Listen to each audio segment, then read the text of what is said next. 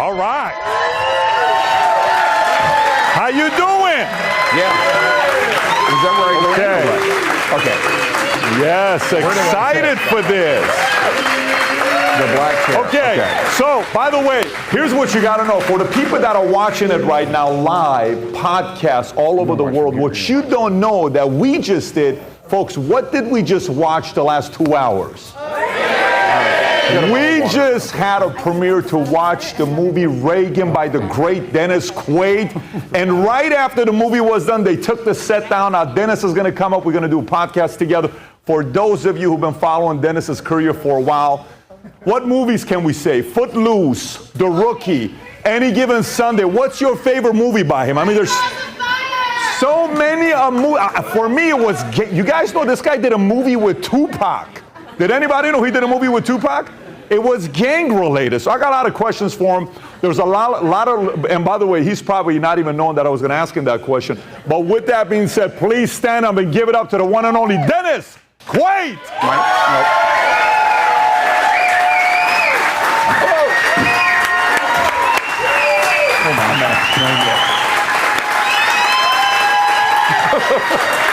Please.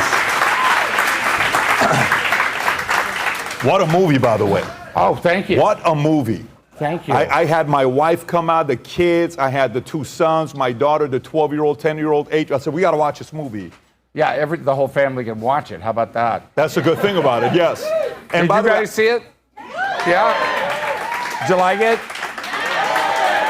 Thank you. By the way, the only thing that, some people are not going to be happy about the movie is I didn't see a lot of DEI in it, and it was disappointing. Yeah. I didn't see people from the underrepresented community.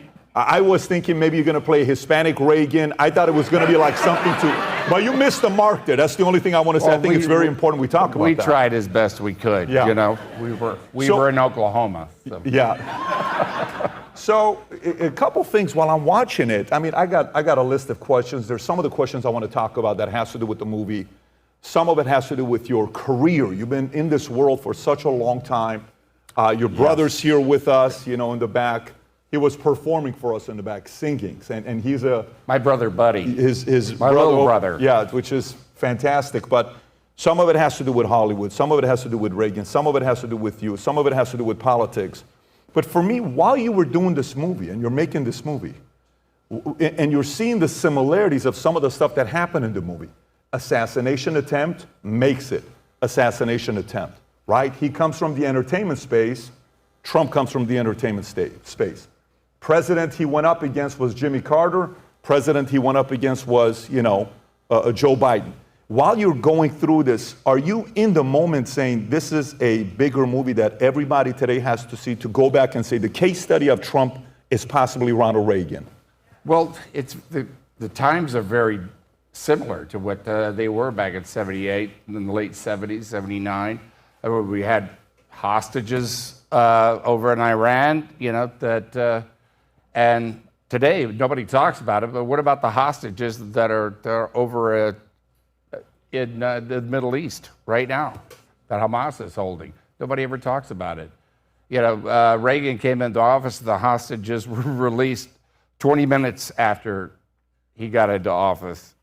And because they didn't want to deal with him, because he was, they believed 80% that he might do something, I think.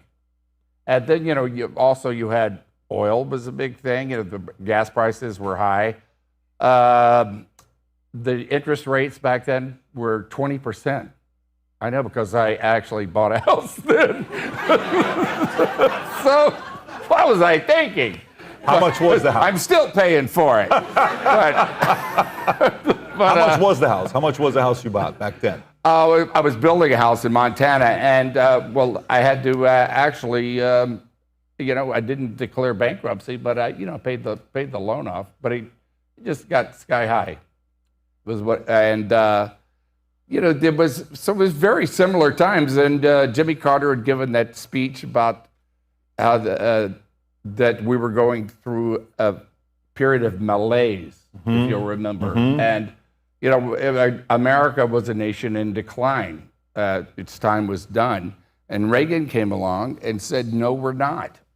He told us that we were a shining city on a hill, and that the best times for America were in the future, and we were going to create everything that was going to take us there, and he did.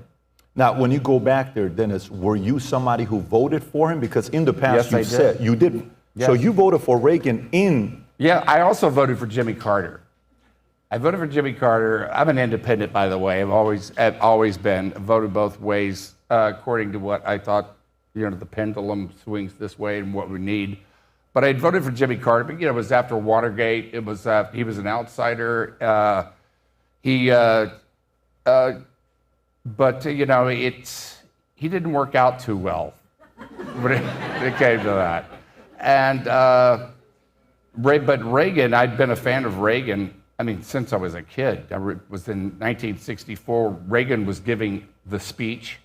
He was stumping for Goldwater, and my dad and I were in the car on the way down to Galveston from Houston. That's where I'm from. My dad was like hitting the dashboard.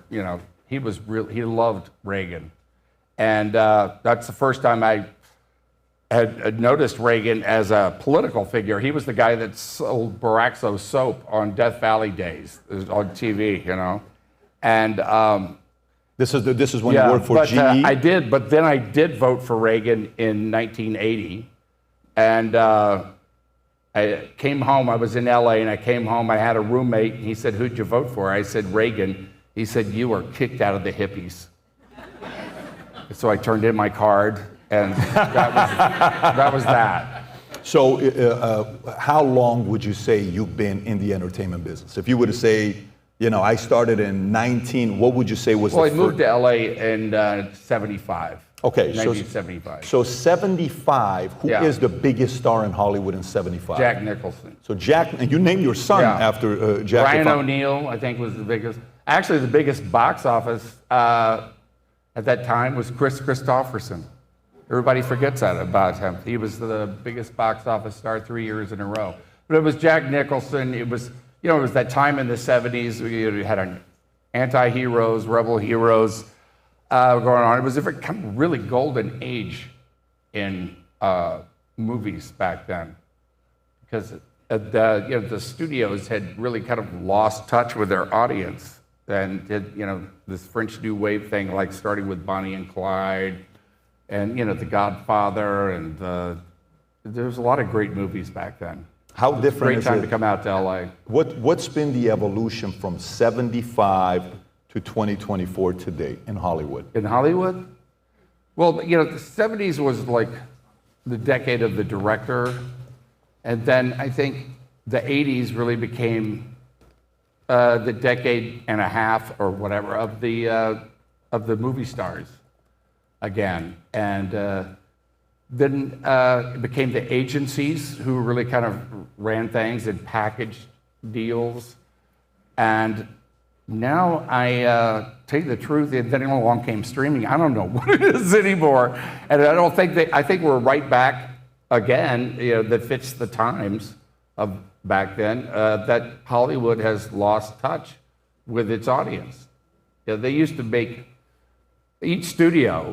There'd be like 5 major studios. They would make at least 40 films a year, and that would be from the spectrum to the blockbusters down to smaller movies.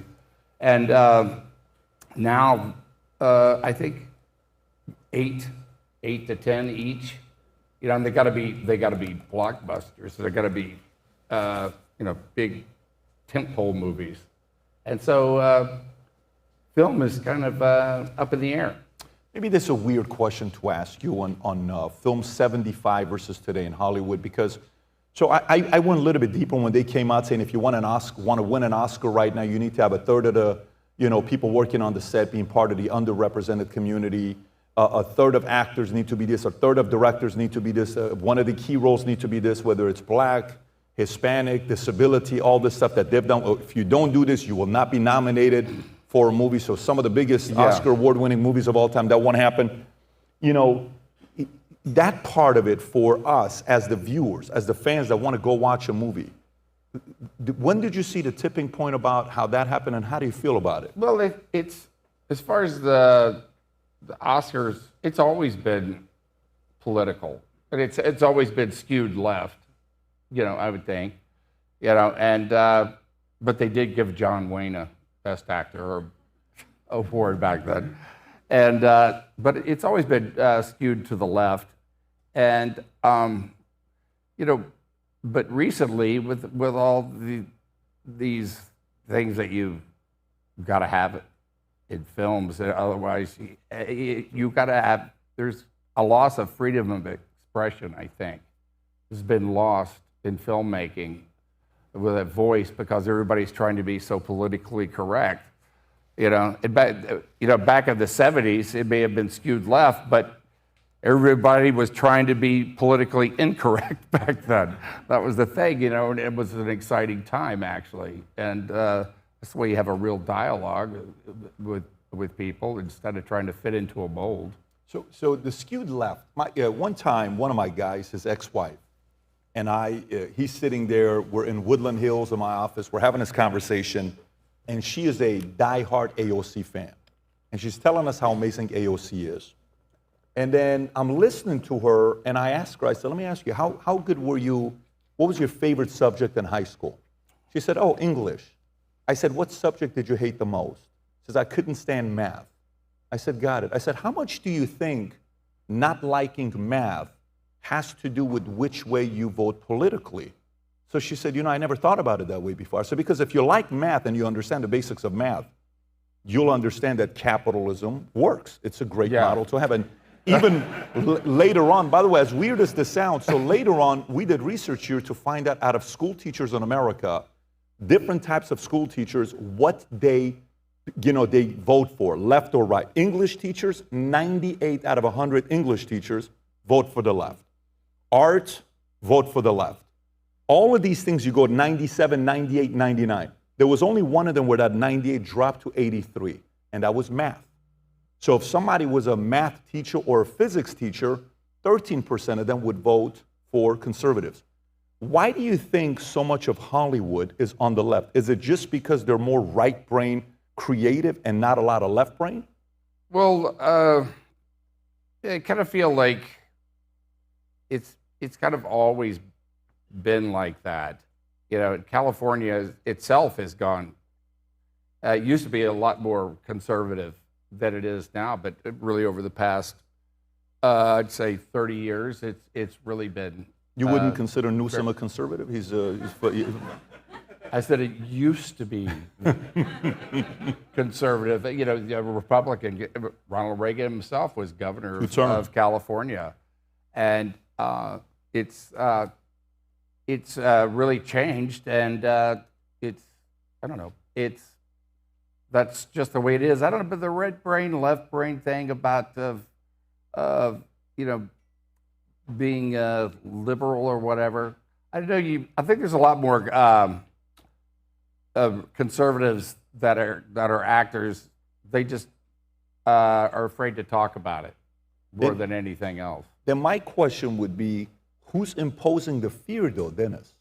So because a lot of actors, I'll do a podcast with Rogan, or I'll do a podcast here myself. One of the directors from movies that I absolutely love, I go to LA, he says, "Let's have dinner together." I have dinner with him. He says, "You have to realize, pre-2020, I was a liberal." He says, "Now I'm more of a libertarian. I'm center-right. This stuff doesn't make any sense to me right now." I said, who is putting the fear in these guys where if you're a conservative, you have to say, "I'm an independent." You have to kind of keep it to yourself because God forbid you come out too much on the conservative side, you may get fired, unless if your name is Clint Eastwood. They're worried he's going to shoot them or hurt them because it's a risk if you go after Clint. Clint Eastwood, John Wayne, and Charles. Yeah, they're going to do something. Get away with it. Well, I actually have been an independent all my life. I did, recently, I did Piers Morgan, and he asked me who I was voting for, and I said, I'm going to vote for Trump. Because, he said, "Are you ready for that?" He said, "Get ready for the blowback," But my thing is that it's really about our Constitution. And once they I wasn't going to vote for Trump this time, even though I voted for him in 2016 and voted for him in 2020. I thought maybe we need to calm down and kind of get together. But when they started using the justice system to go after him, that was kind of like the last straw, because we have a constitution, and that's precious. And start getting into that, I'm definitely voting for him. Have you spent a lot of time with him? Yeah, I've played golf with him. How is he behind closed doors with your relationship with him? He's actually a pretty good golfer. He may fib a little bit like everybody else, found my first one. But then he'll put it like two feet from the cup, from 160 yards away. He's very funny, and he's, I really believe his heart is for the American people. He's authentic. That's what I do know. So you're saying Kamala's not authentic? I mean, that's an insult right there when you say something like that. Still trying to figure out those suits that she wears.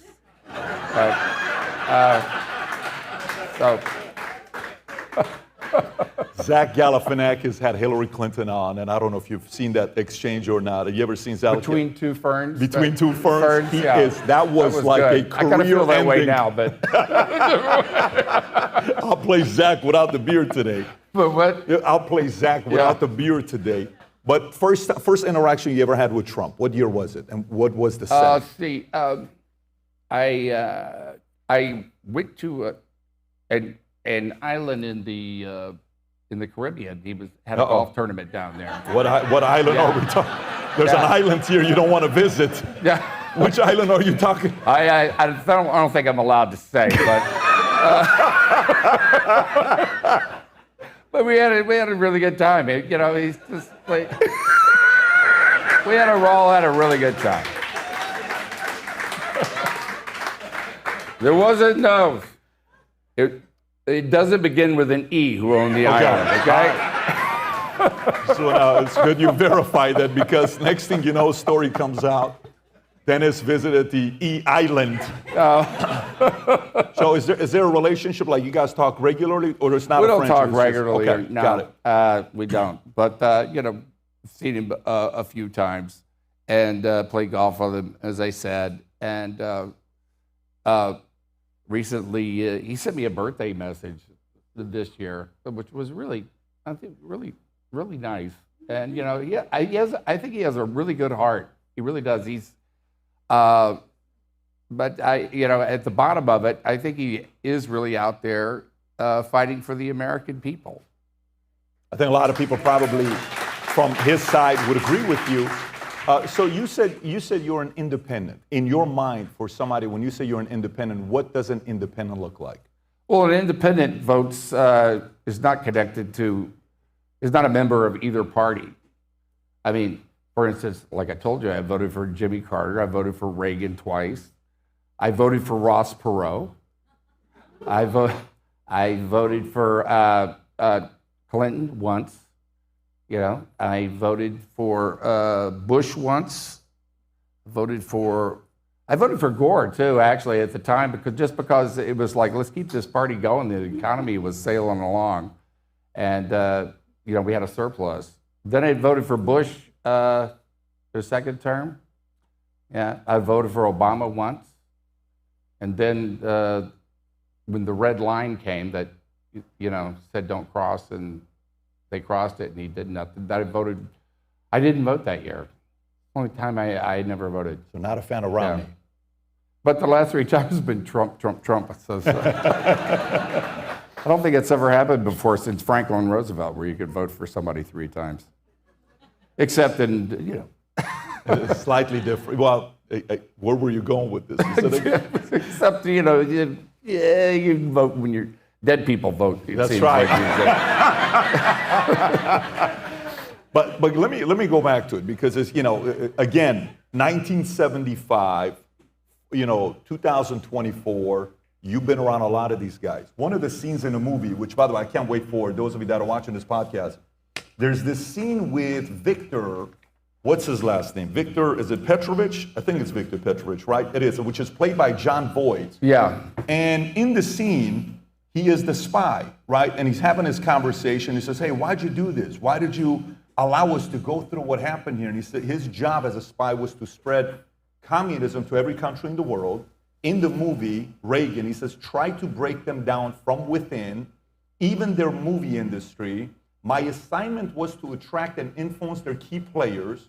History is always about not the why, not the what, not the how, but it's about the who you target. His obsession became about the Crusader. For 17 years, way before Reagan gave that speech about we're on a mission, rendezvous with destiny, that was 17 years this Russian spy's been following Ronald Reagan. And then he says, at some point, you're going to have to pick your side when Reagan's in that scene. So this is where I'm going with this part. Reagan's at the party. He's with Jane. And the guy's like, so who are you going to pick? Are you going to be with us or with them? He says, right now, my only pick is Jane. I want to go dance with her, right? And she goes away and dances. And then there's that fight with Union where they take out the gun and they almost shoot Reagan. That whole scene that's super intense. Who is the modern day Reagan who's a conservative within Hollywood that has some say, that's got some brass, that's got some influence that could actually expose some of the insanity that's taking place in an influential industry like Hollywood? Is there somebody You're like talking Reagan about today? modern day. Who is that? Today. Who is that I want to know person? who that is today. Well, I think what is happening is that Hollywood is not necessarily, is becoming not the center of filmmaking. You've really in the last 2 decades, I think it started happening. It started moving away. What's going on in Georgia, for instance? I did a movie in Georgia. They started this with tax incentives and stuff like that to get people to come there. But they've got a real industry going there. I did a film there a couple of months ago, and there was 196 different film productions going on at the same time. They built studios for it, and so it's moving out. The faith films, which I think are really starting to really find their legs. Movies that actually speak to audiences. I think people don't go to movies because there's no movie to see that they really relate to, in a sense, that hits them. And because people don't go to movies to see things, they go to movies to feel things, and they want to relate and identify with them. I did as a kid, it was wonderful. But it's moving out of LA, and LA, let's take faith films. Hollywood doesn't even know how to track them as far as how much money they're going to make. Like 2 weeks before a film's a weekend, and you have like 6 films coming out, they start to do these tracking about how much it's going to make at the box office. And I was in a film, I Can Only Imagine, it was called. And thank you. And, they tracked it, but it wasn't going to make even $2 million that weekend. And it wound up making 17, and they're scratching their heads. And then all of a sudden, all the studios are getting these kind of representatives to go out and make faith movies, to tell them, instruct them on how to do it, because they want to break into the market. But, they're after the money, not after really what's behind the film as far as what they're about. So is it fair to, I can only imagine, that's the one with the song of Mercy Me, right? I can only imagine. Yeah, right. It's a great song. Yeah, Bart. Did you watch Jesus Revolution? Yeah. I thought it was amazing, really the story good. of Greg Laurie. Yeah. At first, when I watched it, I didn't know what the movie was about. I thought they were mocking Jesus, and that's what it was. Then when my kids are putting it up, we sat there watching, I'm like, what a great movie, phenomenal story. Yeah. It was about, and then all out of nowhere, I get a text from Greg Laurie saying, hey, thanks for watching it. I'm glad you enjoyed it. And but going back to it, do you think eventually, like when you see right now what's going on with Disney, right? Bob Iger. I don't know if you've ever done business with Bob Iger or not. Maybe, have you ever done business with Bob over the years? Well, I may have, but I wasn't in the room with him. Okay. My agents did business. I got it. Have you ever had interaction with Bob? Or Not really, no. Okay. So Bob, CEO Disney, he retires at the top. Disney's worth $368 billion. Comes back, you know, him and Bob Chapek are trying to make Disney work. That whole Jacqueline Kennedy story behind closed doors, and valuation drops $200 billion. You know, that's a lot of money to be lost for a company. And then every time you go watch a Disney movie nowadays with the kids, my son, the first thing the 12-year-old will say says, here we go again. Is this going to be one of those movies? So my 12-year-old checks before we go and watch the movies because he doesn't want his 8-year-old sister to watch a Disney movie that's a little bit out of whack. So he's not being proactive about it, and he'll come to me. We're in a movie. My son will come to me and say, hey, you have to be the responsible father right now. Take your kids out of this room. This is not that's literally what my son will tell me. Take your kids out of this place because this is not good for your kids. So do you think they're sitting there? I can only imagine. This thing's not going to do nothing but 2 million, 17 million. We got to all become Christians in here to make money. Like, do you think money and capitalism is going to force these guys to go back to being reasonable and logical, or are they going to stay delusional? I think they'll try, you know, because there's a market there. But that market is really out in the middle of the country. I mean, the Irwin brothers, who are so good at this, they were directed and produced The Jesus Revolution and I Could Only Imagine. And they, you know, because they're already in the community and they have a base there, and they're making films that people want to see. You know, there's a hunger out there, I think, for themes and stories that that people can relate to, that fit their lives and aspire to be. And there's that whole faith community, and you know, aspirational within that, with American values and the way we live our lives. You know, who we are, and instead of having, being told what to feel, what to think. It's happening. It's slow, but it's coming. So I like to read between the lines and see kind of where you're going with it to see if I'm improving in that area. Are you kind of alluding to the fact that there could be a possibility that Bob Iger could be maybe becoming a Christian and becomes like a Pastor Iger, like some kind of, and he changes Disney and he starts saying we got to go back to what Disney was built for kids, or we don't believe in that level of miracles? Well, I would welcome Bob Iger if he became a Christian into the community, but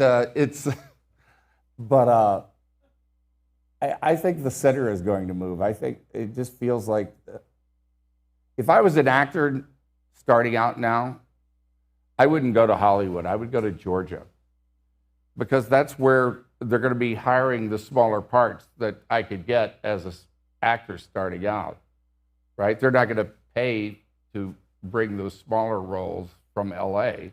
So that's where I could, get a start in the business. Wow, if you were an actor, you wouldn't go to LA, you'd go to Georgia.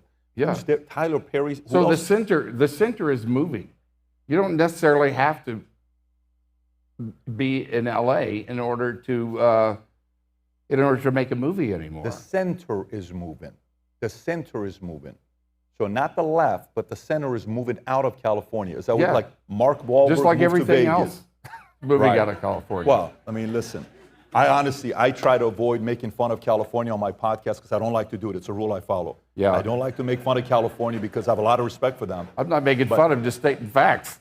Well, I didn't want to go there, but if you want to call him out, you call him out. I think Newsom's a sweetheart of a guy. But okay, let's go back to it. LA has been very, very good to me, but it's changed so much. Where'd you live in?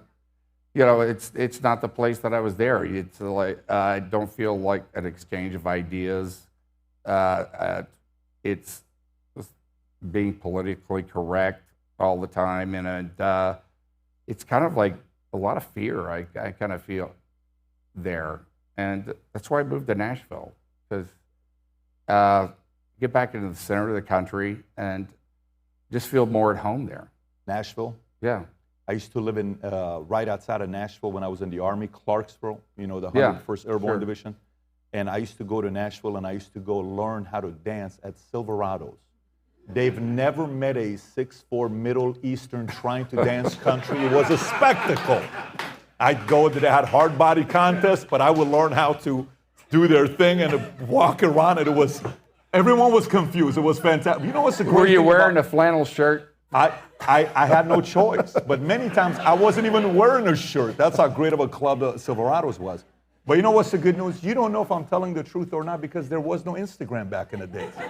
It could be deep fake, right, is what it could be. But let me go back to it. I asked the question, I don't know if, maybe for my own stubborn curiosity side, I want to know what causes Hollywood to be left.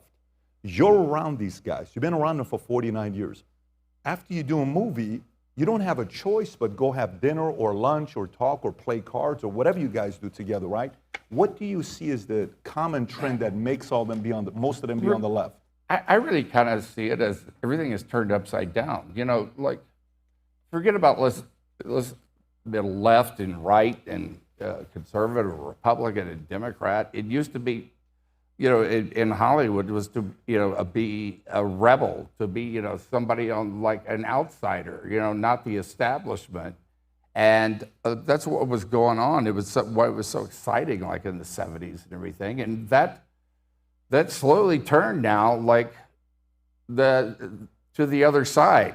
You know, now that to be left is to be basically the status quo and to be politically correct.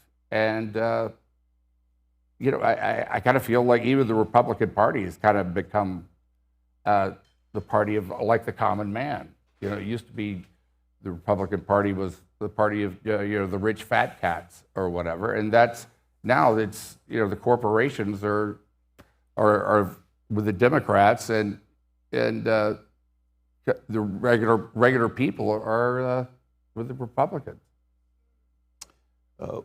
Would you say? I'm not looking for names. I'm just wondering what you'd say.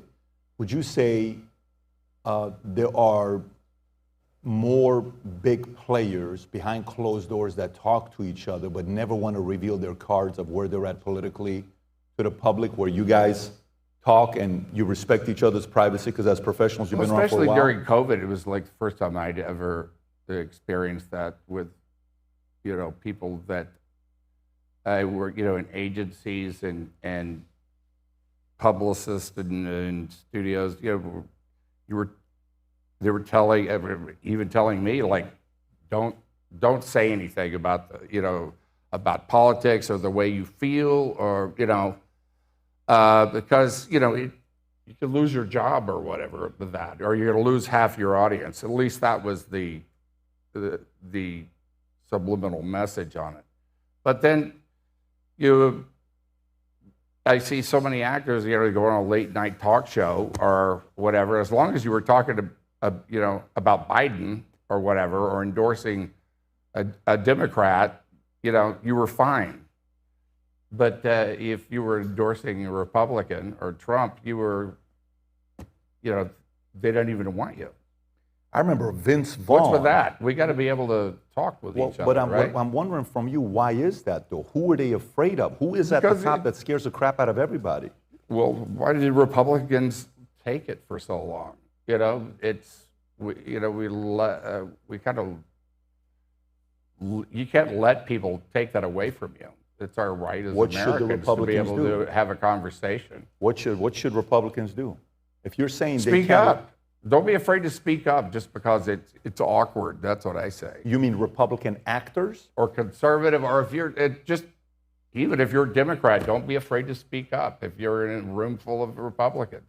We need to start talking and arguing with each other about the issues and what's important so that we can come to some sort of agreement eventually. We pass each other on the street all the time, but, you know, once we find out that somebody's on the other side, we put a label on them, and we have to start remembering that we're Americans, you know, and it's okay to make fun of each other. It's okay to talk. It's you know, it's the only way we're going to get back to what it used to be. Yeah, you know, that reminds me of the scene, Tip O'Neill, when they're seeing each other. I read a book by Chris Matthews about Tip and I, or Tip and the Gipper, or something like that, where he talks about the relationship between Tip O'Neill and Reagan, and he says, hey, you know, one thing you got to know about me, we can fight all we want until 6, but after 6 o'clock, we're out two Irishmen. Let's go grab a beer, right? Like, is that what you're talking about? Kind yeah, of that's go what back I'm to that? talking about. You know, and they really had that. They really had that relationship. Yeah, Tip O'Neill would come over to the White House sometimes several times a week, and to talk about legislation or just to get to know each other as people at the same time. And you know, the truth is, Republicans and Democrats, they need each other. And they really do. They keep each other from going too far one way or the other, because, you know, in the end, that's what will happen. And I know George Washington didn't want political parties, in fact. But you got to be for this and there's or for that, and so that's what political parties, you know, function as. But we do need each other. We need to have some real exchange, I think. Back then, here's another big difference about back then, is you had liberal Republicans and you had conservative Democrats.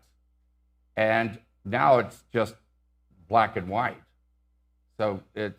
Wow, it's interesting what you just said. Can you say that one more time? Yeah, you had liberal Republicans and you had conservative Democrats. Can you tell us what that looked like for some of us that maybe didn't know? Well, it's a lot of it was, you had a lot of the South, you know, you had a lot of Democrats down there, which are now like red states. And it's because that's the way the American people are. The American people as a whole are near the center. And so there's some, and the parties, there was hardly really much difference between the two, I think. You know, but, and it made it work. I think it worked a lot better than it's doing now. Now you got to just be on this side or that, and nothing gets done. Did any part of the movie persuade you to get into office or get into politics? No, not in the least. Zero. No Not in the least. No. At all. Because, No. I mean, you just turned 70 this year. That's very young today to Not run in for the office least, as a no. president. 7 years old today, you're like a 22-year-old. You know, it's a... No thanks. No part of the movie. Like, No. you know how sometimes you play this movie, you're like, you know, I thought about I'm a this or I'm a that, like Heath Ledger, he really thought he's, you know, all these things, you really get into the part. Did Yeah. you say, honey, I'm thinking about I want to do something? I really love my leisure time. Too much. And, no, you know, but just as a citizen, that's all. I feel we all have a responsibility to speak out. You know, we have a responsibility to vote. And I think we have a responsibility to get along with one another eventually and work this out. That's how all these like strange things start happening, you know, that held sway because we don't stand up and have our say about them. Next thing you know, you got a man fighting a woman in the Olympics. You know?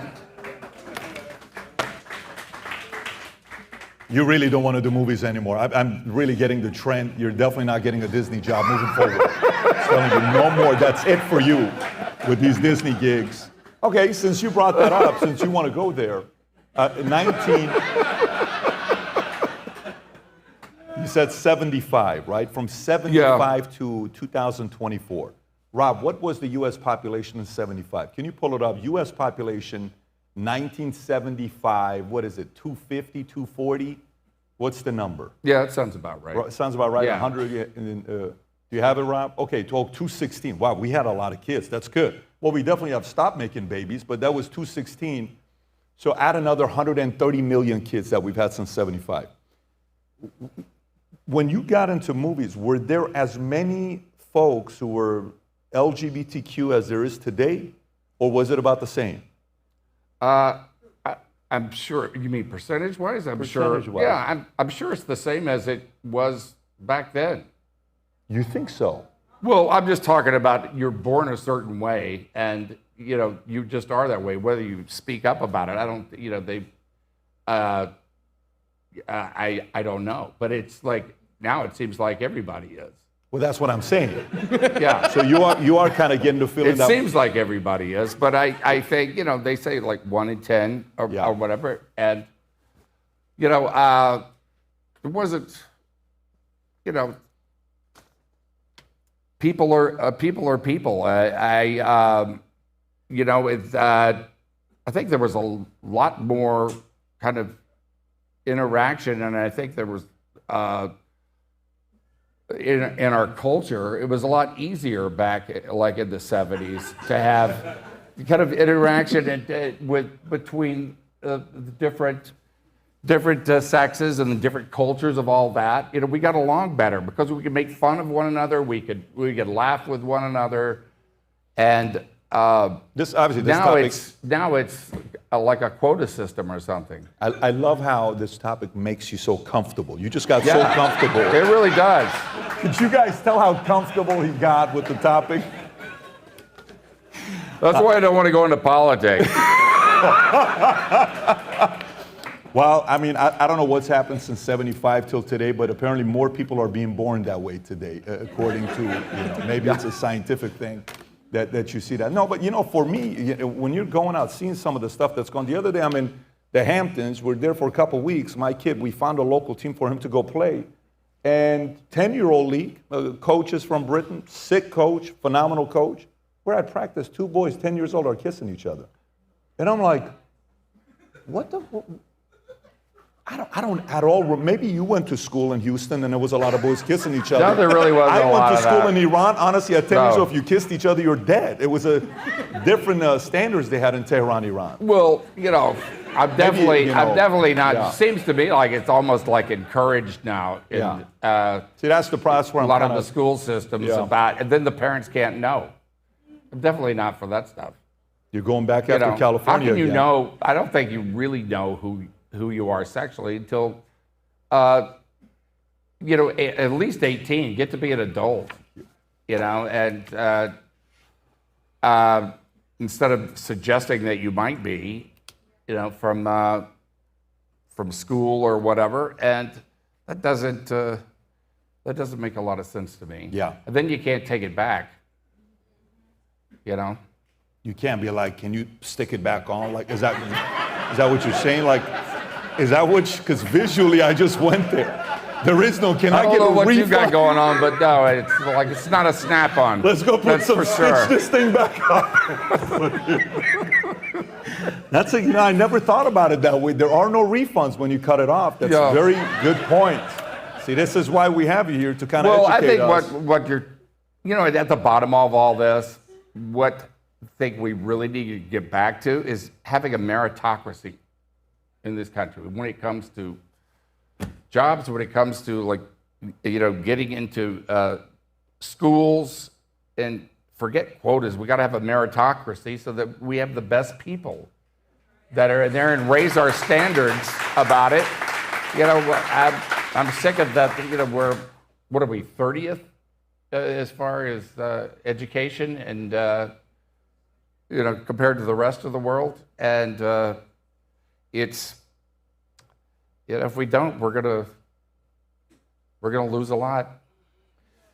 We already have. So I read somewhere that said, I think on August 22nd, today is the 2nd. By the way, just so you guys know, you're having a premiere today. On August 22nd, there's a premiere that you've invited Kamala Harris, Joe Biden, President Trump, and RFK, if I'm not mistaken. Yes. Right?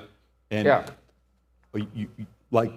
do you think President Biden will fully grasp the story if he watches it? And J.D. Vance, we invited. You invited J.D. Vance as well. Vance, yeah. So what is He might come. what is the likelihood all 5 show up?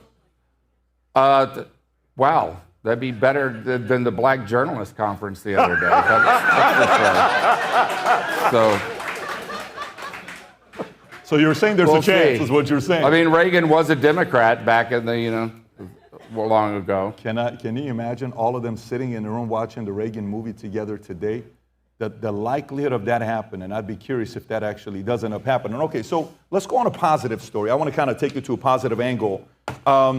You know, you said, I mean, this is the part when I think about someone who's super optimistic, and the way you handle this, I just thought about it. It would be a fantastic transition for us to make here. So you said the electric grid could be the next 9/11.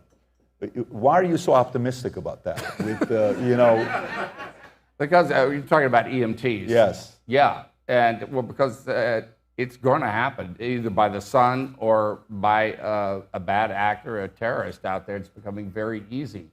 You could send up like a very dirty nuclear missile that was like on a cargo ship off the coast of southern coast of the Gulf of Mexico. If you explode that in outer space, you don't even see the explosion because there's no oxygen there. But it will knock out every the electrical grid blackout, and they don't just fix that in a couple of days. That would be months, and it could go on for years, and there'd be starvation within a couple of months of that. And we have the ability to protect our grid from that. You know, these rolling blackouts that they've seen that have come up. But the last time, like from the sun, there was the solar flares that come off of them, and they send out the wave comes out and hits the Earth. We missed one by just a couple of days as we go through our orbit around the sun just recently. But the last major one was in the 1870s, and it knocked out the entire telegraph system. That was the only thing that was really electrical at the time, and just melted it. They had to rebuild the whole thing. How long have you been worried about this? Like, when did you start saying, yeah, I really think this is going to be happening? I saw a thing on 60 Minutes about it a few years ago, and we really started researching it. And then David Tice, who produced a movie that a Soul Surfer, he's really gotten involved and really trying to help out like private industry to really, as well as these companies, the electric companies. We have there's 3 different grids, and a lot of these electric companies are local too, so nobody wants to just do it by themselves. And so we need to get government involved and private industry and the local companies to protect our grid.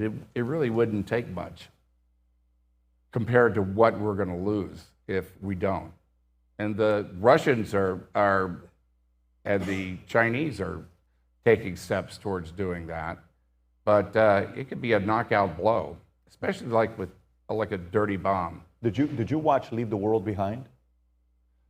No, I did not. You know which movie I'm talking about, with Julia Roberts and Obama? Yes, I did actually. What did you think about it? I didn't know the name of it. It kind of resembled what it would look like in a way if an event like that happened. Because we would go back to pre-1920s, back to the 19th century. Everybody had been living in the dark. You wouldn't be able to refrigerate food. You'd have no transportation because you couldn't have, gas deliveries or anything like that. Everything would shut down. It would make COVID look like a cakewalk, and everything would break down very quickly. And it's really fun to talk about, but it's not a question of. It's only a question of when. Did you say it's fun to talk about? I'm glad you like this kind of stuff. Yeah. This is fun for you. Well, everybody gets really silent when you talk about it. So did you at all sit there and say, why would President Barack Obama do a movie about a power grid and have his name being attached to it? That's like, let's just say President Trump was the executive producer for a movie saying, you know, the next nuclear war, right? And people say, why would you produce and fund a movie about the nuclear war? So was Barack Obama doing it because he thought it was a great investment opportunity, or was it more predictive programming? Yeah. Well, I think recently, I mean, even Bush was concerned about it too. If you're president, you know, you get given this stuff, and this is not political and not a political issue at all as far as any kind of partisanship. You know, it's just something that we could all work together. We almost need like a Manhattan Project, really, for everybody to come together on it. But the idea of doing a movie like that, do you think it's just, I think it's a cool movie, let's do it. Yeah. You think that's all it is, to do a movie like that? Were you saying there was some sort of ulterior motive? No, I think it's either I look at the noble side, Barack Obama is so deeply concerned about us that he wants to educate us, or he is so much wanting to get us to be afraid of it, so when it happens, they're like, I told you what's going to happen, but you know what I'm saying? Like, no, I think that that was a cautionary tale, you know, for all of us. You know, noble side. That goes beyond politics. Right. Really. Got it. Well, I'm glad you like this topic. Something I'm concerned about. How are you prepared for it? So for some of us that are watching this, you know, nowadays we go shopping at the discount store. Well, it used to be 99-cent store. There's no longer 99. Maybe we go to Dick's Sporting Goods. How do you prepare if something happens to the power grid? Well, I don't know. You have to put like 5 years of food behind or something like that. It's going to, you can't prepare for it, really. Have you prepared for it at all? No, I haven't. I haven't. Literally, you have not even canned food, nothing. Why bother? Because it's, when it happens, I know there's, you know, a lot of people in this country who are, you know, storing food away. I just don't want to live that way day to day, you know, as if Armageddon's going to happen tomorrow. I would rather work to do something about it today, but I don't want to live in fear. You know, I'd rather do something proactive rather than something to protect when it happens. Well, maybe another question. When's the last time you actually had canned food? Like, do you like to eat corn or like tuna out of a can? I love Campbell's chicken noodle soup. I figured there was something there. I gotta have it. So, you know, in 2020, 2020, when they asked you a question, they said, so how do you think Trump is doing with COVID? I think the word you used was, I like how involved he is. Yeah, right? He was there every day, you know. We all didn't know when what was going on. But at least he was there every day on television, you know, and I think it made me feel better. But I did an interview because I was involved with the podcast company, Audio Up at the time, and you know, and doing my own podcast. And so I was doing an interview with a certain outlet, and they asked that question, and then it turned into, they tried to cancel me. They tried to cancel me actually literally a couple of times, over that. When I was doing Reagan, there was a story that came out that I was taking $400,000 from the Trump administration, you know, through the CDC to do a commercial on the vaccine, which that's the thing you do with Fauci. Had no validity at all, and you know, it was like an attempt to cancel me. Crazy. I don't know whether it's because I was playing Reagan or what, but you know, it's so finally, and then I gave a speech after I did Reagan. I gave a speech down here to a conservative group, and there happened to be a couple of people there that I think were January 6th or whatever, and somehow that got out, and they tried to cancel me over that. It's like, it's, you know, that kind of fear, it kind of feels like the McCarthy era, really, and that's kind of flipped, you know. Back then it was really kind of the Republicans that were kind of running that thing, and, you know, that's no way to live. I finally am kind of like, well, cancel me if you're going to cancel me, but I'm gonna be who I am. I don't want to live in fear about all this stuff,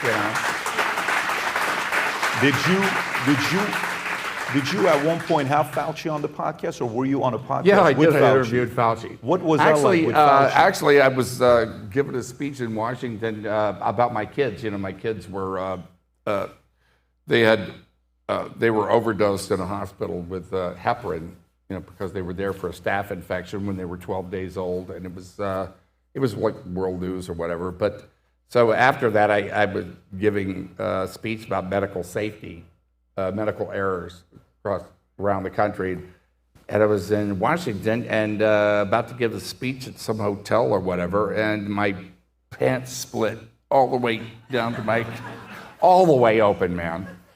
And there was somebody there to sew me up, and it was Fauci. So You're being serious? Yeah. Sewed the back of my pants up. This is what year? Thank God I was wearing underwear. But that was maybe 2008, 9. Who knows that story? That Yeah. Fauci. Have you told this story before about the pants?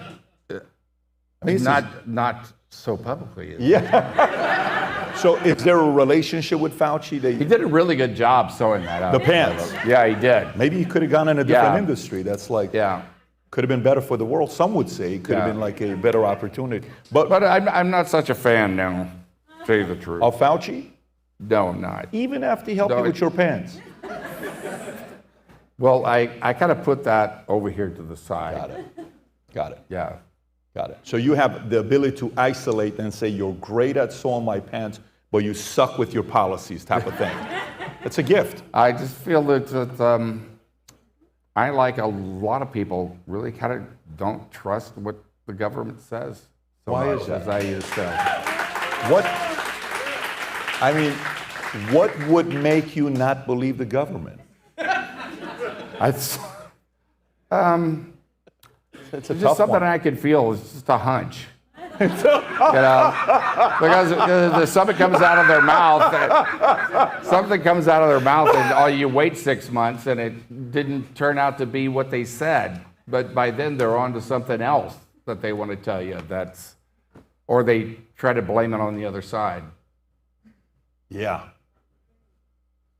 You're one that's very curious with JFK assassination, right? I think you've done Yeah. some stuff, and I had Oliver Stone on before, and he's done Yeah, the I'm movie. reading a book right now that RFK Jr. endorsed, Unspeakable, which basically will probably be very similar to the files, which I hope that they do release to the American people. Because I was 9 years old when that happened, and that along with Martin Luther King and RFK getting shot within 2 months each other paralyzed our country really for decades. It's something died there, and we weren't told the truth about it, and I'd really like to find out why for sure. And I myself, I feel like it was within our government that the reasons he was killed. So are you saying it was the CIA, or are you saying LBJ, or are you saying? I think it was the CIA. Okay. Myself, that was like, I've never been a conspiracy theory type of person, but it's just it just makes too much sense of why that happened, what was going on. It kind of shivers me to think that the President of the United States is not really in control of the government. And it makes me wonder what happened back then and what is it like now? And the American people are supposed to be running things around here, and I'd like to see the will of the people being done, and I'd really like to get to the bottom of it. So that was that. This is now, obviously the government's improved dramatically. So do you think the assassination attempt on President Trump could have any likelihood that maybe was an inside job as well, or zero chance? Well, I'd like to go with some hard evidence, and the way that the Secret Service responded and the FBI responded, and all they do is make you feel like, well, there must be something back there, because they don't want to say anything. I mean, everybody else that just had to look at their cell phones while they were recording that event to have a timeline about what happened, and they couldn't even say that when they came into Congress. They're like too afraid to speak about this or that, and so I don't know. There's no hard evidence about that, but I'd just like to have some accountability from our government. They're accountable to us, not us to them. We elected them, and these people are not elected officials. That's the people that we elected should be. They're the boss, and we're the boss of the president. Actually, we're the American people, and we should have some accountability, respect. That's what this country is all about. So what makes it great is that we can have all these different voices and forces and accountability to that, and yet we still survive as a country. Things don't just spin off and into chaos. And at least that's what we used to be admired for. Imagine if we didn't have a Supreme Court. Yeah. If we didn't have a Supreme Court, and if Elon doesn't buy X, imagine what happens to America today. Yeah. It'd be a whole different place today. Yeah, thank God for the Supreme Court. Supreme Court is, and did you hear that they're saying they want to put it that's only 3 terms of 12 years, and Biden's proposing that now that he, whether it's Biden proposing it or his mentor Obama, somebody's proposing it there internally. Well, that's the main reason that really swayed me to vote for Trump, was because they start messing with the court system. Before that, the only thing I liked about Trump was everything he did. Was defeated ISIS. He made us energy independent. He was really sincere about being a president to all people, including the LGBT community, by the way, and everybody is Americans. So, but messing with the court system, don't do that. Or as Biden says, don't.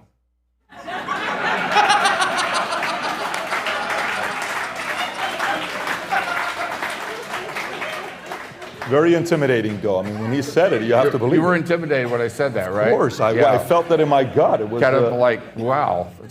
Have you ever met Biden before, or no? I met him briefly back in the 80s. He was at some event. Impressed? Back when I was on cocaine. So a fired up season of your life. Yeah. So, did you? Back in the 80s.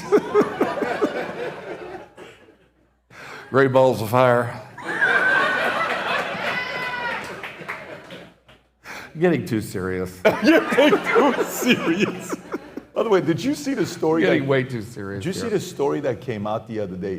Because you may have stopped at a wrong time with cocaine. Because, Rob, can you pull up the story with New York Times? You'll appreciate it. Does it really improve your heart health? Is that what they're saying now?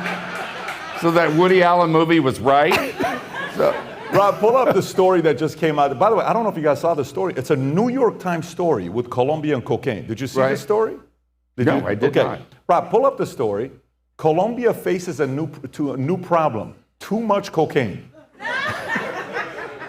That's devastating that they're sitting on all this product that they can't move anymore. Oh, wow. So much inventory of it, right? They don't have a government subsidy for that? To pay them not to grow it? What caused you to, everybody, we all have a history of things that we had to at one point drop, and What was your method to say, Mine I'm going to was, you know, change? there are 3 stages in addiction. You know, when I start, Somebody got pissed in the back. I got introduced. Get the I cocaine got out of that introduced to guy's cocaine hands. back in the 70s, and it was there was a cover story in People magazine about, you know, that it was not addictive and that it was just a fun party People drug. magazine. You know, it gave you more energy and pep. I was all for energy and pep, and I mean, it was in the movie. It was in movie budgets, you know, and it was Seriously. People go into meetings and studios, and it'd be on the table. You're joking. Yeah, You're not joking. I'm serious. It was that's what. But then John Belushi died, and that's where people started to wake up. I think about it. You know, I kept going, but but addiction is like 3 stages. You get it's fun, and then it's fun with problems, and then it's problems. You know, and then when you're in the problem stage, what do? You know, because you think you're still in the fun stage, and you don't realize that, you know, it's affecting your work, it's affecting your relationships, it's affecting everything about your life. You know, becoming unmanageable there. And I had a band called the Eclectics back then, and we got a record deal.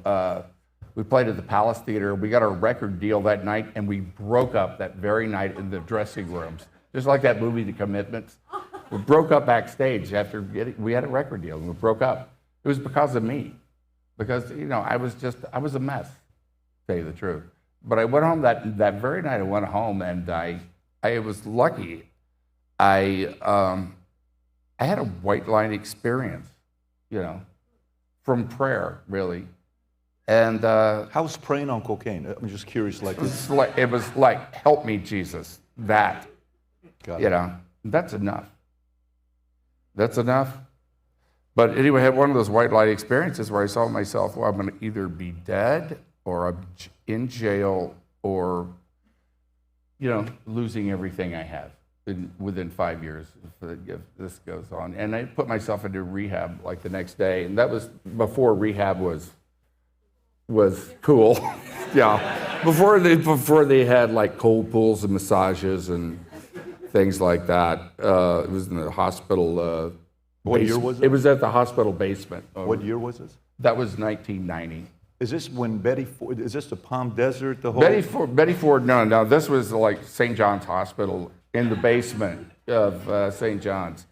And I was lucky I was there for 28 days and I got it. But, you know, I gnawed my teeth for like 3 years. And of course, you know, it's no fun to, you know, after that, because I had to kind of relearn everything, to tell you the truth.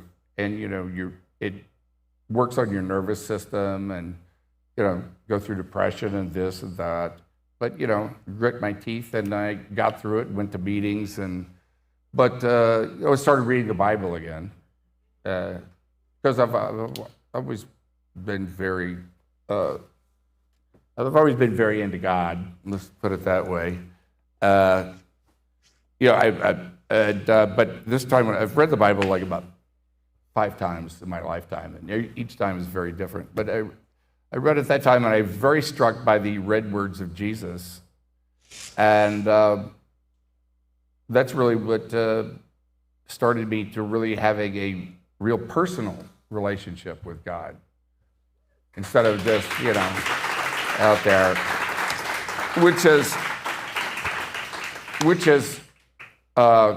grown and, you know, nurtured and ebbed and flowed since then. I won't say that, you know, nobody's perfect or anything like that, but that relationship is with God is what we're all looking for to fill up that hole with drugs or whatever you're gambling or whatever that feeling is, that exhilaration that we're all kind of looking for, you know, that only doesn't work after a while with drugs and the rest of it. But that's the hole we're trying to fill. Did you ever watch the movie Walk the Line? Yeah. You know that scene where June has the guy coming in to try to give him the pills, and the father-in-law comes out with the shotgun and says, hey, you better get out of here. And Right. he has to stay in bed, and he's going through the rehab side and trying to get that.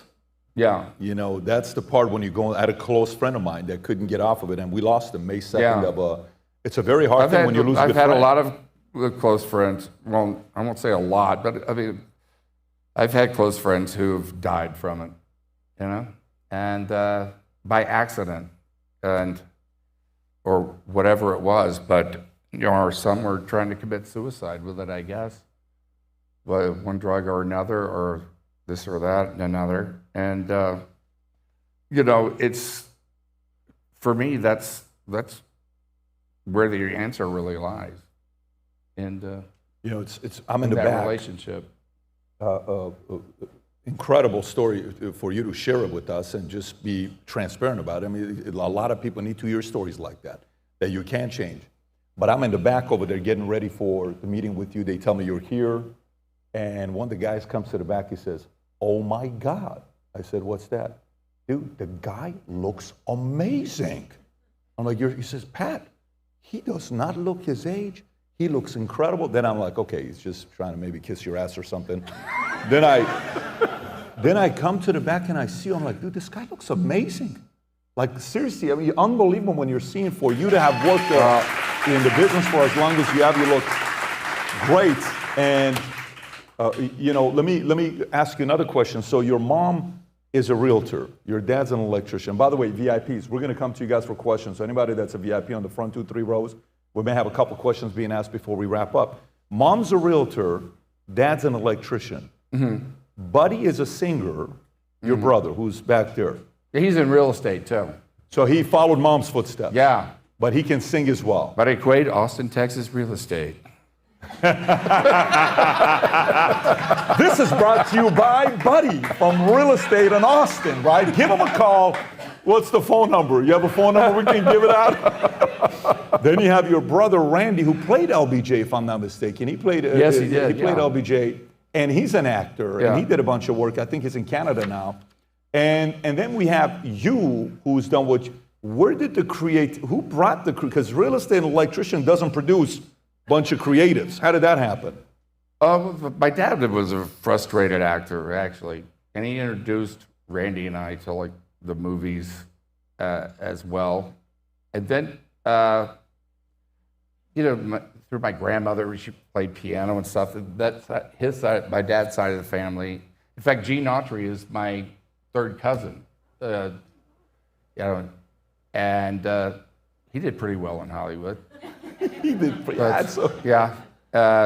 I finally met him in the 90s. He was a great guy. You know, Gene Autry is probably, in today's dollars, the richest entertainer of all time. Because, you know, he wrote Rudolph the Red-Nosed Reindeer, and Back in the Saddle Again, Frosty the Snowman. But then, you know, and he had those movies, Gene Autry movies that, you know, serials for kids, basically. Holy shit. But then from that... $500 million net worth? Yeah, from that, he... yeah, but you could take those dollars earned then and put them today. Boom. From that, he bought Channel 5 in L.A., KTLA. And it was like, that was before the East Coast, West Coast took up, and which is huge. And from that, he and Walt Disney bought Anaheim. And he bought the Angels, basically, and built the stadium and got it, all that. And so Disney made Disneyland. So did any of that pass down to you guys, you so and Buddy, and like a couple $100 million of it? Because if yes, some of us need a loan right now. If you guys got some of that money sitting around. I never saw any of that money. I never saw any of that money. Not a thing. I was the third cousin, you know. I think I was probably about 113th down the line, something like that. So. Do you guys ever do family gatherings where any reunions where all the family, all the siblings get together, or no? We used to when I was a kid. Okay. But, you know, I think it's really kind of I have like 57 cousins on one side. And first? Yeah. Yeah, first cousins. You guys Mormons, or you don't. I mean, my parents only had me and Randy, and then, had Buddy, but everybody else was busy. Well, good for them. Respect. So they definitely didn't watch any of your movies. They're out there like getting stuff going. They don't have time to watch movies. We got to make babies. There was a lot of that going on. With the situation a few years ago with Randy saying the stuff that he said with Hollywood and all that stuff, is he still in that same state or he's no longer there? Randy doesn't like me to talk about him and what's going on with him. All I could say is that I really love my brother and I miss my brother. And I will say this, Randy could have like a great third act. Randy could have a great third act. He could have a great third act in the movies, and I would love to see that. He's one of the best actors I think we've produced in this country. He's one of my 5 favorite actors. Really. That's awesome. Yeah. Who would be the other 4? Well, like Alec Guinness and Marlon Brando and Jack Nicholson, I guess, and I'd love to see him have a third act. Wouldn't you? That's cool. I have boys, and everything. I got 4 kids, 2 boys, 2 girls, and as a father, everything we're building is for these guys to stay as close to each other as possible. That's your goal. Later on in life, you want them to kind of have the memories. What else are you doing as a parent, right? That's the goal to do that. And I'm glad that's your position right now with Randy. So here's what I'd like to do before. Let me see if I have anything else here. No, here's what we could do. Anybody on the VIP set, does anybody have any questions? Is that you with a who has a question here? Do you have a question? All right, let's come right here first. Right here. Right here. If you can say your name, where you're from, and then what your question is. Hello, my name is Laura Donna Coyote. I currently live in Deerfield Beach, but I grew up in New Jersey. Thank you for being here. It's great to Thank you. see all Thanks of you for guys. having me, by the way. Thank you. Yeah. My question is, considering you are a master at your craft, and I'm sure you researched all things Ronald Reagan, what did you maybe learn that you hadn't learned before that was most interesting to you about him? The main thing of when I was offered the role, I didn't say yes and I didn't say no because he was my favorite president, and also he's like Muhammad Ali. Everybody in the world has an opinion about him and knows what he looks like, and there's a shiver of fear up my spine, which is usually an indication I should do that because it gets me out of my comfort zone. But Reagan, I didn't want to do an impersonation of him, and it's about getting down to what makes him tick. And I've played many real people before, alive and dead. And like Jerry Lee Lewis was on the set every day, behind my back going, "You get it wrong, son." And Jimmy Morris was on the set. And I want to play those people from their point of view. That's, I think, is a responsibility I have and Reagan, there was a place in Reagan that everybody talked about who knew him, that there was a kind of a private place in him that was almost unreachable, that people felt. And this is the great communicator. And it took me kind of a long time to get there, but I feel that in one way that was a place where he kind of felt like himself, because there was a lot coming from him from the world with people. Got to be in a crowd and yet still have a feeling of privacy and yourself. And I think it may also come from having like an alcoholic father in the way that he grew up, where you kind of there's some things you just kind of really keep to yourself. And with this cloak of you hide it by being convivial with people and stuff. And I think it was also the kind of the place where he had his relationship with God himself as well, that he guarded. And I think even Nancy, who knew him better than anybody, was aware of that too, that place. Right there. Go for it. Hey, Yes. Let's get the mic. First time, long time. Pleasure to meet you both, gentlemen. Big fan, Mr. Quaid and Mr. Patrick Bet-David. Saw you from Jaws 3 to Jaws 3D. Jaws 3D. Done right here in the great Classic. state of Florida. One of my favorites, The Day After Tomorrow. I just want to know, in everything you've done, how would you like to be remembered in the entertainment industry? Oh, gee, I really don't know. With that, I've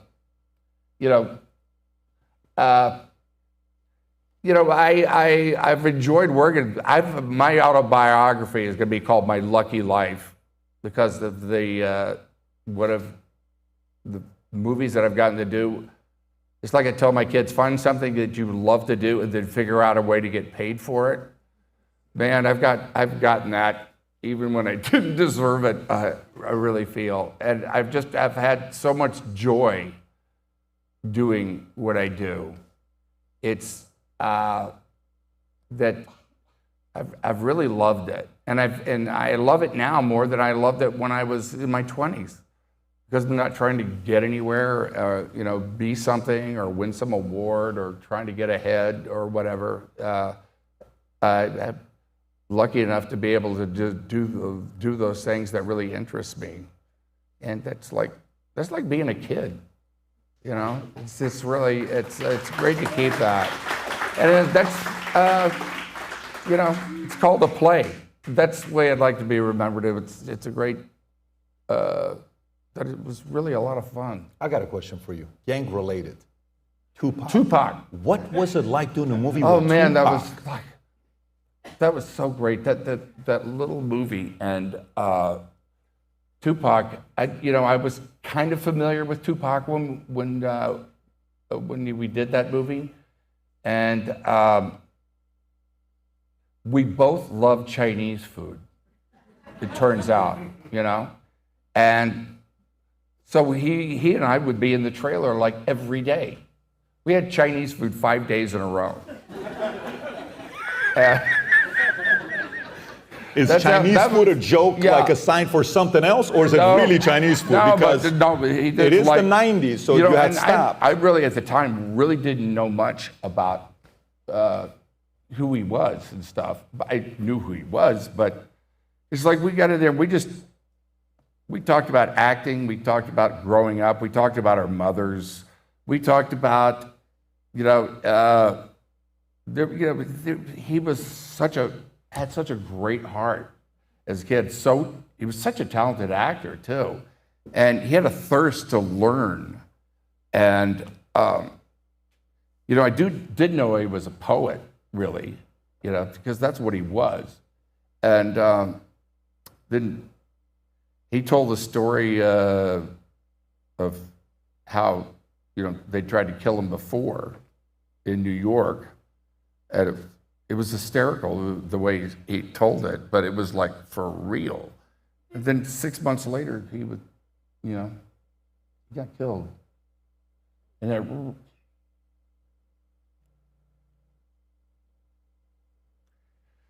that one really hit me hard. It really did. Why is that? He had so much to give the world. He really did. He was about he would have wound up being such a uniter of people.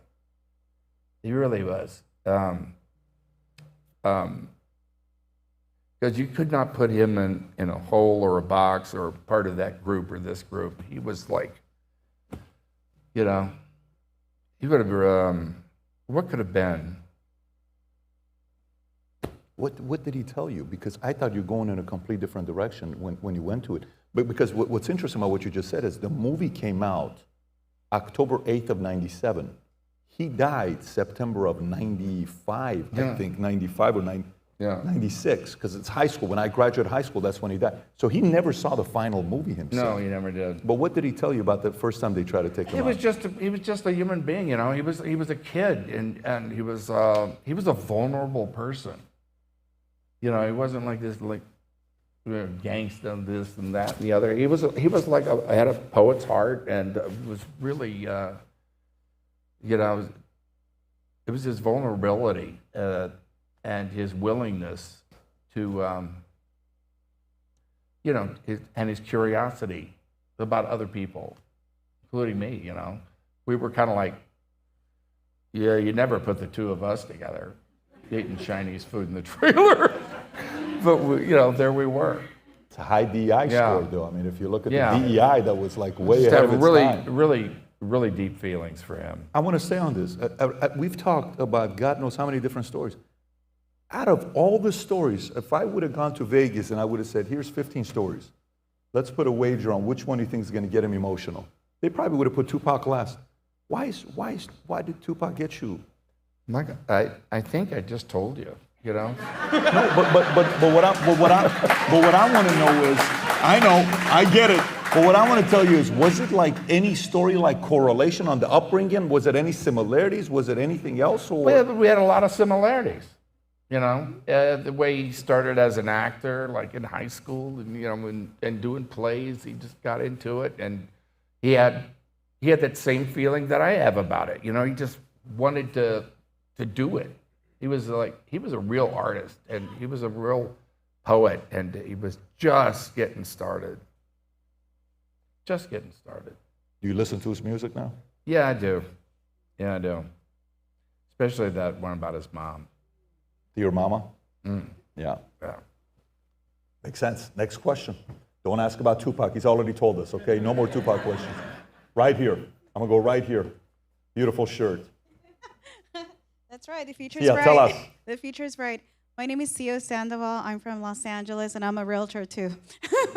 You're in real estate as well? I'm a realtor too in Los Angeles. Well, maybe you and Buddy can get some referrals going here. Thank you so much for your time. It's so nice to be here, and thank you to the PBD team. Well, Amazing. thanks for having me. Thank you, Mr. Quaid. You answered my question. I'm going to read you my question.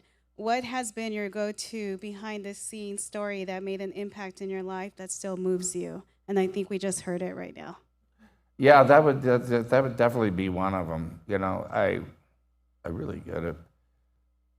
Just like I talk about my lucky life, like the people I gotten as my heroes that I've gotten to hang with. One of those would be like The Right Stuff, and meeting the astronaut who was my boyhood hero. Turned out he lived 3 miles from me, and I'm playing him, and I really got to be in his life. I really appreciated that. And Jerry Lee, I really loved. He was one of my piano teachers, which was like, who could say that? Literally? Yeah, literally. The left hand is what it's all about. I had 3 others, but he was one of them. He was a really such a generous person. He could be kind of a schoolyard bully every once in a while, with bravado. But he was something else, and just to be around him, and in a mentor way, and that was working with Ringo. That was another one. You being in Caveman. We were together like 16 hours a day, he and I, because it took so long to get to the set and back, and just the things that in my childhood I would have never dreamed of, happened, to me, and I guess that. But Tupac is he really did hit me emotionally. We keep going back to it. I don't want to go back, but you keep taking us back to, so I want to transition. But Mel Gibson, okay, for me, I can watch some of his movies over and over and over and over and over. It's like weird movies like Payback. Yeah. Oh, by the way, you know what movie you can't find anywhere to watch? Try finding Ransom. Who remembers the movie Ransom? By the way, go tonight Try to find Ransom, where to buy it, send it to me. You won't be able to find it. Yeah, it's kind of strange. Why Great Balls is of that? Fire is another one of those. Why too. is that, though? I don't understand it. It got caught up with, well, Great Balls of Fire got caught up because of the music and the publishing. Is that typically what happens I where you think can't that's see what it again? happened. So it's hard to find. You can only buy like a DVD of it or something. I mean, I've been trying to get Ransom all over the place. It doesn't matter where. I can't get it. No, you can go find it at Amazon. I'll go to no, not available, no matter where you go. I think we ought to get to the bottom of that. I think we should. I want to. I really do. Let's hire private investigators. And Yeah. get to, Well, I'm sure Mel knows. are you in contact with Mel? Not currently, no. Okay. But like that. What do you think about Mel? Like his. I mean, he was a great star, man. Really a great star, and I wish him well. I don't think there weren't that many. I was also fortunate enough to come along in a really kind of a great generation of there was something new going on. My generation would be like Kevin and Mel and Bruce, and it was really fun to make. We were in each other's trailers, and we there was this camaraderie and going on, and it was great. What was Mel like behind closed doors? Like, when I see his interviews, he's like always, he's always animated, moving, energies, like, Yeah. Is he always He's like all that with an Australian accent, mostly. That's the first thing that puts off. But, we were kids once. We were lucky kids. Bruce Willis, Yeah. Mel. What was, how was it? Did you ever do anything with, well, you did, De Niro. Have you seen how De Niro's been campaigning? I never recently? worked with De Niro. You never did? No, I never But did. that's almost Pacino on Any Given Sunday.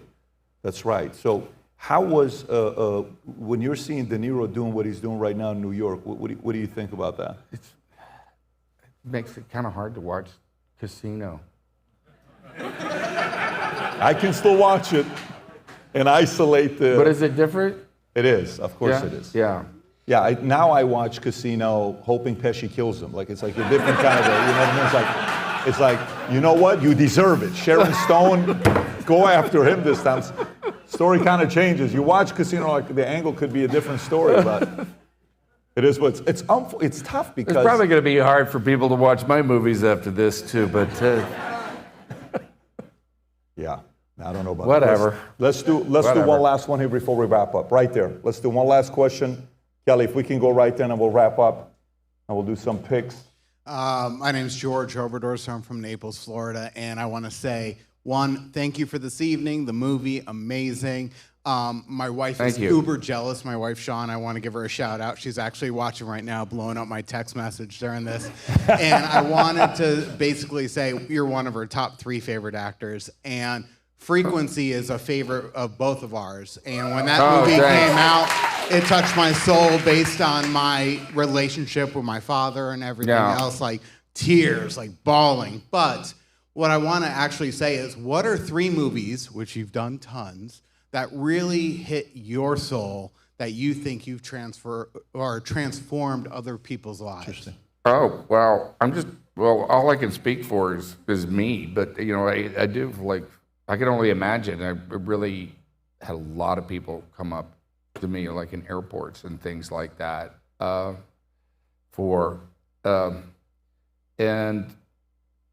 The Rookie was another one of those, and Frequency. And, do you see that there's a theme of father-sons things going on here? And I think,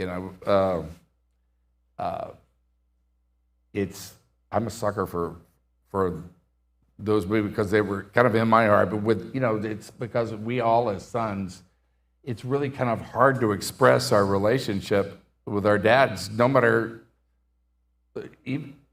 how great they were. They could be great too, but it's really kind of like just tough to it gets all balled up in there because it's about us, and ourselves being a man, and there's always a little bit of like with your dad. I think men feel like I'd love to be like him, and at the same time I never want to be like him about some other things, And I know because I see that with my sons going on now. And, but I'm a sucker for it. And we're really glad that movie came along. It was a really good story, too. You know, the great question, by the way. The one story my pastor once told me, Pastor Dudley Rutherford, who, if he's watching, we love you, Dudley. Dudley's one of the reasons we did not want to leave California was because of Shepherd of the Hills and Dudley Rutherford. We absolutely love him. We changed our wedding date from Saturday to Friday because he was preaching Saturday just so he could do the sermon. And one day we're at Claim Jumpers in Northridge. I don't know if you've been to Claim Jumpers. I don't even know if anybody knows what Claim Jumpers is. And we're sitting there having lunch, and I'm asking him, family, father, son, relationship, all this stuff. What's the best advice you can give me about being a good man? He says the 4 G's. Be careful with the girls, gamble, greed, gluttony. I said, okay, give me father-son relationship. He said, every father and son goes through 3 different phases. I said, what's that? I've repeated this thousands of times since he told me. He says, first we idolize them, then we demonize them, and eventually we humanize them. Idolize, demonize, humanize. Mm-hmm. He says, you hope that your sons will also one day do the same to you, because you're also going to make some mistakes. Yeah. Just a fascinating thing to talk about that. So, having said that, Dennis, I've enjoyed this so much. I can't even tell you. I've had a really great time. Coming out. Truly, this has been fantastic. Yeah. You're a great sport for doing this. Fantastic. Obviously, everybody here will love it. Everybody. But August 30th. All right, give me a hug. Let me come around. August 30th. Give me a hug. All right. Goodbye. For everybody watching out there, August 30th movie comes out. Go watch the Reagan movie. It was unbelievable. Thank you so much, everybody. Have a good night. God bless you. God bless America. You bet. Wow.